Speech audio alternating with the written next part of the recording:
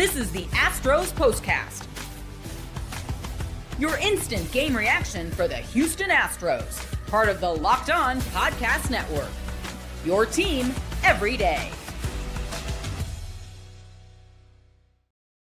Don't look now, people, but the Houston Astros may, just very well may, be the hottest team in baseball. You know why? Because they've won 2 games in a row. And they did it with a little bit of offense early. They did it with a little bit of offense late.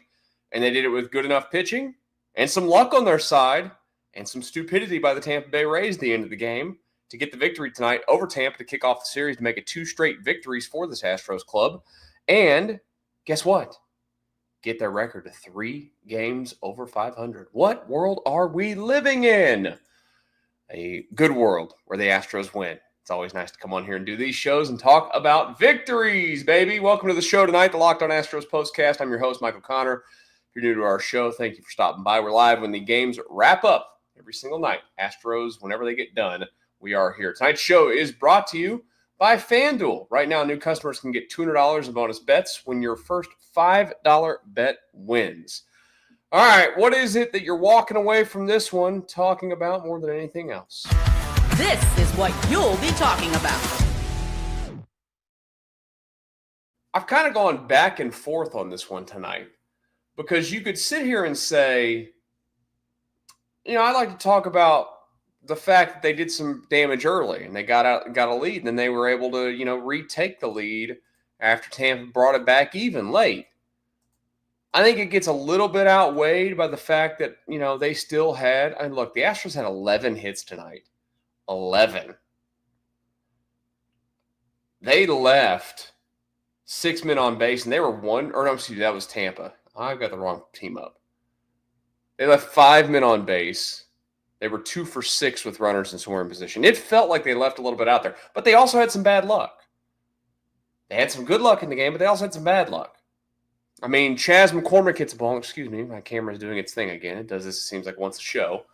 Chas McCormick hits a ball 375 feet that gets robbed for a home run. Now, on the other end, Jake Myers hits one that, 314 or something silly short. But like Chas smokes one for a guy who doesn't play, hasn't even come close to hitting a home run this year, and can't catch a break. Cannot catch a break. So part of the story is that, like, baseball, as I always love to say, baseball does baseball. Excuse me. And it does silly things. And it's a sport that at times does not make any logical sense to the rational thinking brain. It's just the truth. And then you have things like the 9th inning where, you get Josh Hader in there. Josh Hader's been tremendous. Nothing of his doing. And he's standing there with a runner on third with 1 out. And you're like, here we go. Tampa's going to tie this game, not a problem. The guy gets on for catcher's interference.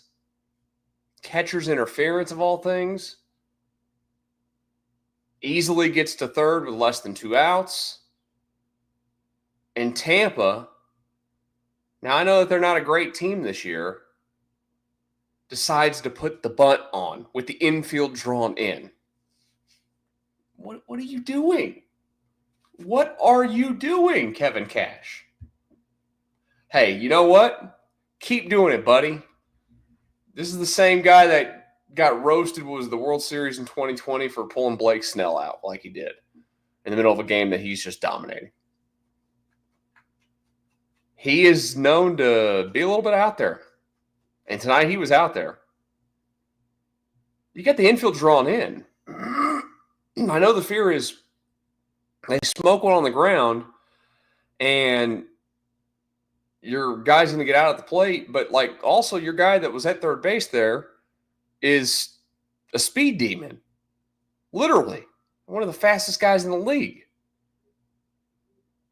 That was a bit of overmanaging, especially in today's game where you go out there and you watch batting practice at a Major League Baseball stadium, or you go down to spring training and watch them practice down there in Florida or Arizona, wherever the team is at. Obviously, the Astros in Florida.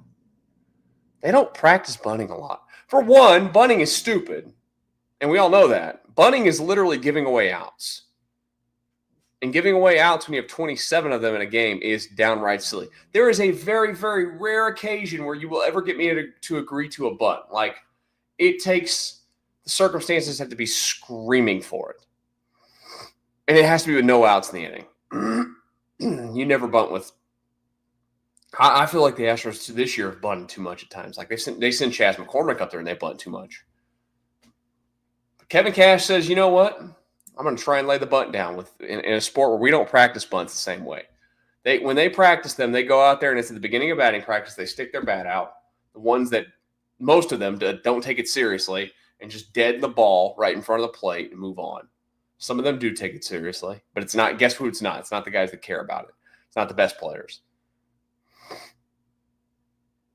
And he pops it up. And Jose Altuve, over there, your second baseman, Jose Altuve, makes the play.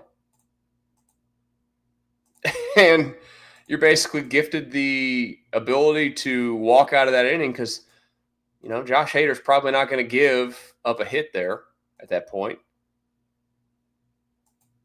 You know, he's going to bring everything he's got in that one moment to get that final out. And that's exactly what the Astros got tonight. And they've got 2 wins in a row. And like I mentioned, 3 games over 500. And they're now 3-2 on this road trip with a chance they can sweep, go 5-2 on a 7-gamer. That'd be a really good road trip. 4-3 is just fine. They've not been good on the road this season. They have been, a lot of up and down.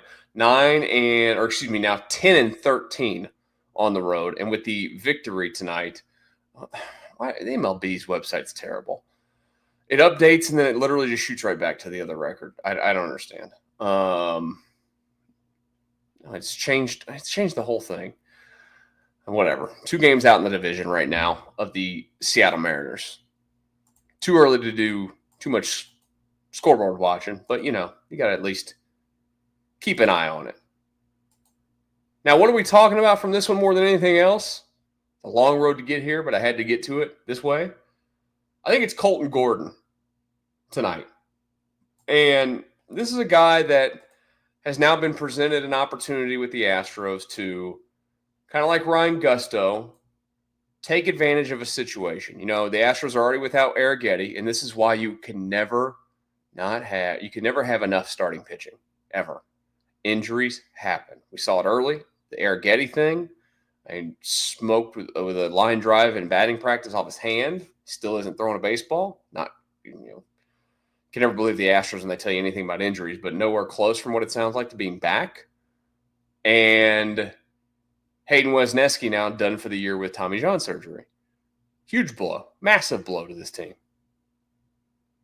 And here's Colton Gordon, not a heralded prospect. And he's a ranked prospect in the Astros system. I'm not trying to be offensive to the Astros system, but look, they could make a trade like they did. They made a trade and traded away a player, and the player coming in was literally ranked their number 1 prospect immediately. The Astros farm system stinks. It is just bad. There's one thing that they've been good at consistently, and even with guys that aren't as heralded, is pitching. We know that. And here you go. He threw really well tonight. Maybe it helps the adrenaline of pitching back. He's from that area. His parents are there. They kept showing his dad. He's sitting behind the Rays dugout down there in Tampa. 5 1/3, 3 runs, 5 hits, 7 strikeouts, no walks. Gave up the home run. Solid night. He keeps putting up numbers like that. He's going to keep getting opportunities. Shout out to my dog, by the way, Brian King behind him. Brian King fan club president right here. Abreu, solid tonight, and then Hader. Same formula as always. Look, the Astros only scored 4 runs tonight. I feel like they probably should have scored more. But if your pitching gives your team a chance to win every night, like that they do, they're going to end up. That's why they have a winning record. For as frustrating as they can be at times, and unwatchable at times they can be at the plate, that's what's frustrating about them is they get good at the plate. They'd win more comfortably some nights. And they'd have a few more wins. Let's hope they can figure that out at some point. But Colton Gordon was really solid tonight for the Astros, and they need him. They absolutely need him to keep doing that, to force them into a reason to, hey, this guy's got to keep starting. Because there's still hey, if you make starts with gusto at any point, he's had some wobbles. McCullers still hasn't gotten back, his legs underneath him completely. He's still a little bit wobbly. He was better against the Rangers than it was the start before that, obviously. But there's still some work to do there. Astros are pitching thin right now. In the rotation, they are thin. Very, very thin. And we've seen it so many years it's happened. Who's going to step up? Maybe it's going to be Colton Gordon that steps up for this version of the Astros this year. Let's talk about the opportunities that were out there, getting some more out of it. Let's talk about that next year in the Locked On Astros Postcast. First up, though, who doesn't love a great snack? I do. If you're looking for a snack that packs it's both delicious and nutritious, crack into a good source of protein with Wonderful Pistachios. Wonderful Pistachios is one of the highest protein nuts. Each 1 ounce serving has 6 grams of protein, giving you over 10% of your daily value. Plus, they're packed with fiber and better-for-you unsaturated fats to help keep you feeling fuller longer. Personally, I love the no-shells variety. It's the perfect grab-and-go snack for my busy days, whether I'm sitting here at this desk, out doing what I'm doing every single day, or just, need that quick protein boost. They're always my go-to. If you love cracking open every shell for that satisfying crunch, the in-shell options are a classic favorite. Get snacking and get cracking with the snack that packs a protein punch. Visit wonderfulpistachios.com to learn more. Before we get back to our Astros discussion over the win tonight over the Tampa Bay Rays, I want to tell you guys about FanDuel. NBA playoffs are in full swing, and every night delivers highlight-worthy performances, major momentum shifts, and can't-miss moments. Whether it's a game-winning shot or a breakout player, there's never been a better time to get in on the action. FanDuel makes it easy to stay in the game before tip-off and live. With player props, performance trends, and same-game parlays, fans have more ways than ever to play smart and win big. New to FanDuel, it's the perfect time to sign up. Head to FanDuel.com and place your first bet. Your first $5 bet, and if it wins, you'll get $200 in bonus bets. Make every moment more with FanDuel, official sports betting partner of the NBA. It's nice when we can do these shows after a victory, isn't it? And the Astros gave us a victory tonight. Sure, you get a little bit nervous at times during them. That's okay. Also, you're never going to be perfect in them, and the Astros weren't necessarily perfect tonight, as we'll look into that now. I mentioned the numbers earlier, leaving some runners out there. 11 hits. Anytime you grab 11 hits, and they got, 3 extra base hits out of the 11. Sure, I would like a few more, a little bit more bop than that. But you got 3 for 4 out of Pena tonight. You got a 2 for 4 out of Paredes. You got Caratini hit his home run. Jake Myers. What a year Jake Myers is having. Tip of the cap for Jake Myers. Cam Smith heating up down at the bottom of the order. He looks good right now. And then Chaz did have a good hit. Chaz had a rough night. He had a great hit. He drove in a run. He smoked one, had terrible luck, gets caught, and then he gets drilled in the forearm by a fastball. It's like, 95 plus off the forearm? Like, that poor guy can't catch a break. He's just trying to take advantage of the little playing time that he gets. Come on, baseball gods, do something nice for Chaz. What do you ever do to you? Nothing.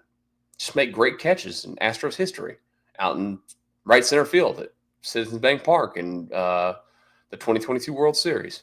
Still, I don't care if Chas McCormick's career never pans back out with the Astros. For me personally, look, I've been to so many unbelievable Astros events. I've been to, up until this past year, I've been to every single postseason game in the postseason run that they had been to, that they'd been on since 2017. There are so many unbelievable moments where the stadium was rocking or whatever. I don't know if there's anything as cool as the moment when Chaz caught that ball in Philly and how quiet and just how the air got sucked out of that place. And I'm there, and I had to be impartial, and I just was like internally holding in the laughter at how awesome it was. It was great. So, rough night for Chaz, but good. But the Astros tonight had plenty of hits. You'd like to see a little bit more. It's okay to say, even when you win 4-3, like you'd like to see a little bit more production out of it when you're able to put that much traffic on the base pass. But I am encouraged that they hit the baseball hard. They did hit the baseball hard tonight. That's a good thing. As I always tell you, and as the numbers tell you, if you hit the ball hard consistently, you will eventually find results. It's that simple. Astros back at it tomorrow. Again, same time, same place down there in Tampa. When the game wraps up, you will join me for the Locked On Astros Postcast right here. You guys have a great rest of your Monday night. We'll talk tomorrow night after Astros and Rays.